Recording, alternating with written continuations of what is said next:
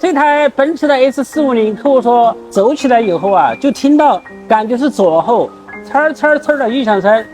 我录了一个声音发给客户呢，客户说就是这个声音。我们把车打在架子上以后，模拟转轮胎，就发现左前轮发出的异响声，其他没有看到什么异常，只发现一个问题，就是这个刹车片完全已经磨到极限了。你看，感觉这个地方刹车片看到没有？这个卡子都马上要挨到这个刹车盘，我们取下来看一下。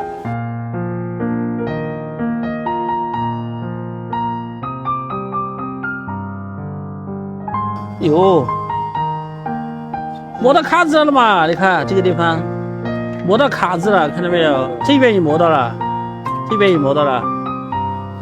这个客户呢还算是个老司机，70了，耳朵也比较尖。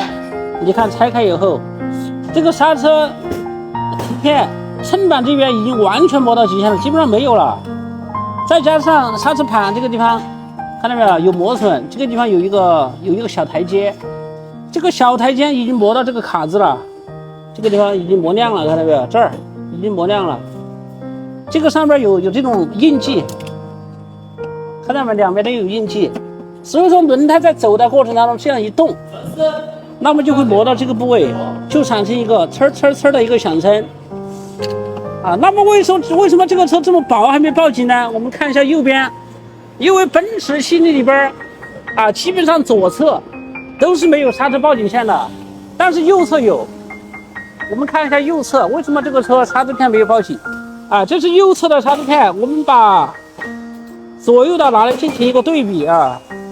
这是左边的刹车的一个衬板，这个地方摩擦材料这一边啊基本上没有了，是不是？但是这一边呢，右边呢，你看是确实要稍微厚一点啊。这样对比看到没有？厚很多啊，厚很多。然后呢，刹车片的报警线只有一片刹车片有这种报警线，刚好磨到，看到没有？差一点点啊，可能在重踩刹车几脚，可能刹车侧面就会报警啊，就是这种情况啊。这也是我们每一次在保养的过程当中，有可能客户的车辆刹车片没有报警，我们要根据实际的检测情况，看4块刹车片的一个磨损的均匀程度啊，有可能那个刹车分泵呢回位不好，导致这种情况的一个发生啊。这个车呢偏磨的程度不是很大，到时候我们在换刹车片、换刹车盘的过程当中，对销子进行一个润滑，应该就没多大问题。所以说不是说所有车辆一定要跑这个刹车片报警以后呢才进行更换，每一次的保养一定要检查到位啊，根本不可能发生这种情况。